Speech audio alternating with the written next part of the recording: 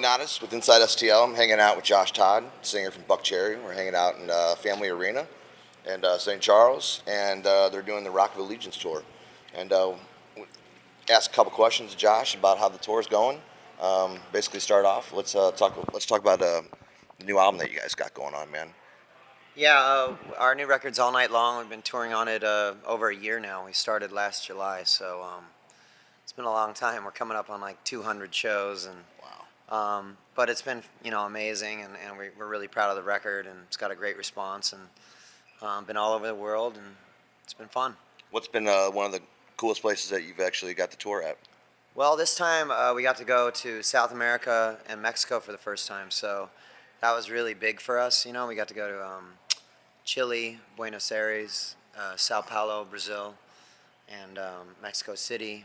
Is that the first time BuckCherry's been through those places? First time for us, yeah. We went over there with Motley Crue, and it was a great way to start the process over there, and the fans are just incredible. What's maybe one of the most embarrassing moments that you guys had on stage, and how'd you deal with it? Well, I don't know if it was embarrassing, but we had a really challenging moment on stage on our first record. We were playing Trees in Dallas, this little small club. It was sold out, and it was in the middle of summer, and it was like literally there was water dripping from the ceiling. It was just a sweaty mess, and Keith went down on his back to do like this Angus guitar solo, and he had a Les Paul on, and he pushed it up to get up, and it slipped out of his hands and hit the bridge of his nose and broke his nose on stage.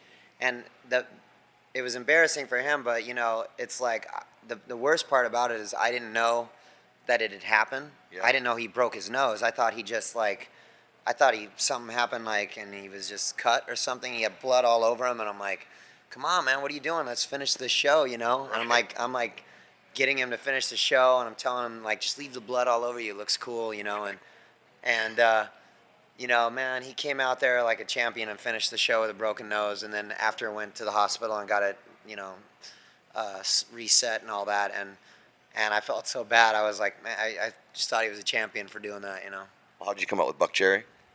Well, there's a couple stories. There was a transvestite that used to bum cigarettes off of Keith, and its name was BuckCherry, and then we got into making our first record, and we had some copyright issues with Sparrow because there's a Christian rock label or something named Sparrow Records, and we couldn't agree on a name. We all were throwing around names all the time. The name game was like every day, and it started becoming kind of a joke. And at the time, Keith was reading a book on Chuck Berry's life, and he had a quote in there where record labels will make you do all kinds of things you don't want to do, like turn your name upside down, like from Chuck Berry to BuckCherry. And we're like, there it is again. That's just too weird. So we decided to jump on it. Could you tell anybody what Crazy Bitch is actually written about?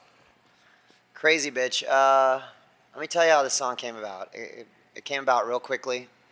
I was just driving around in L.A. and I was listening to the radio, and the Paris Hilton sex tapes had just come out. And I thought it was so funny how somebody could basically launch their showbiz career on a homemade porn.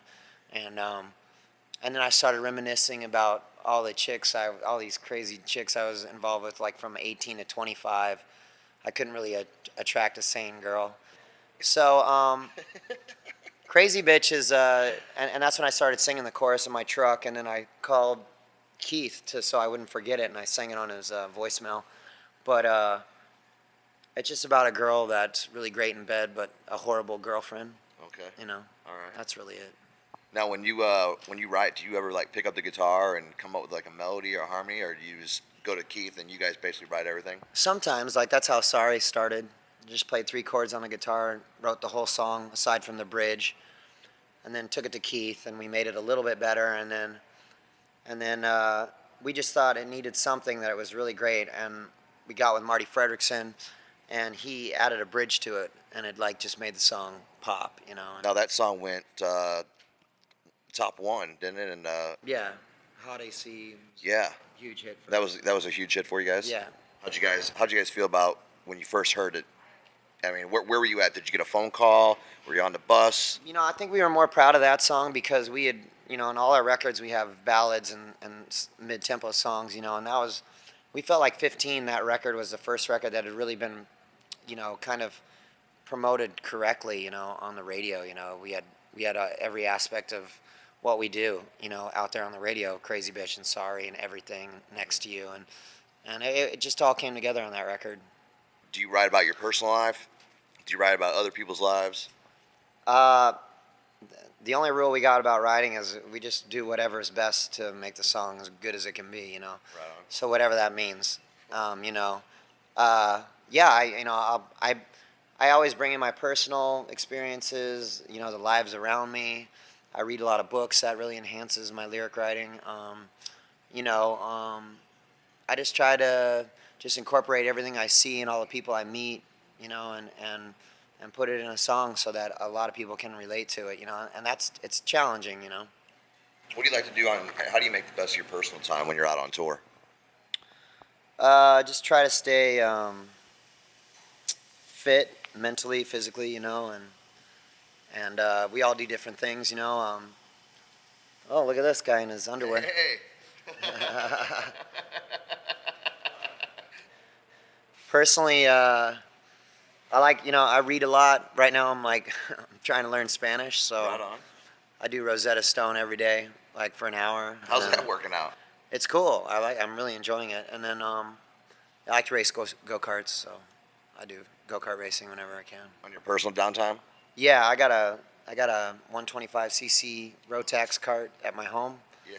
And I race that when I'm home, but out here just to keep my chops up, I'll race anywhere, like K1 or whatever. What do you listen to, when you got downtime? Like, what kind of music? Oh man. Like, who's in your iPod? Right now, well, as new bands, I'm really into this new band, Rival Sons. I love them. I don't know if you've heard them, but they're amazing. I'll definitely check them out. They're like a young Led Zeppelin type-ish band. They're good. So I really dig them. And then I'm going through this major Bruce Springsteen 70s Bruce phase. So I just went on iTunes and got all this Bruce Springsteen stuff, and I'm obsessed with this song Rosalita right now. Perfect. Yeah. What whenever you guys come off a tour, how long does it usually take you guys to wind down? Come out of tour mode, or or is it just something that just happens? We're always in tour mode. We've been touring nonstop for 11 years, so when we get home, we only take a couple weeks off and we start writing songs, so the whole process starts again. There's not a lot of room to just sit around anymore. You're not getting those giant checks from record labels or anything like that. Right. It's not a lot. You're not selling a lot of records anymore, so most of the money being made out here is with merchandise and touring and stuff at this point in time. It's just every year it's changing so rapidly, the music business. So How are you guys using your connection through your media, like your Facebooks, and is that helping promoting your shows, getting more people to the shows to buy merchandise since album sales are hurting with downloads are free? Yeah, the internet's key to really stay close to our fans and put together VIP packages and we always use our fans to figure out what's what we should go with as far as singles go and all that kind of stuff. They kind of dictate the pace of the record, and that part is really cool about being able to market your record at, for not a lot of money, so it's all it balances out. No, just come out to the show, go get our record all night long and come to the rock show. What can people expect from BuckCherry? Well, you can expect just a sweaty mess of a show. You know what? It's a rock and roll show. We come out and then we give it 110, and that's what you can really expect. Hopefully, your money's worth. Well, you heard it here from Josh, man. Get your money's worth. $30. Was it 7 bands? 7 bands, yeah. 7 bands. Rock Allegiance tour, and we want to say thanks for coming to St. Louis, and hope to see you guys back here again. Thanks for having us. Thanks, Todd. Yeah.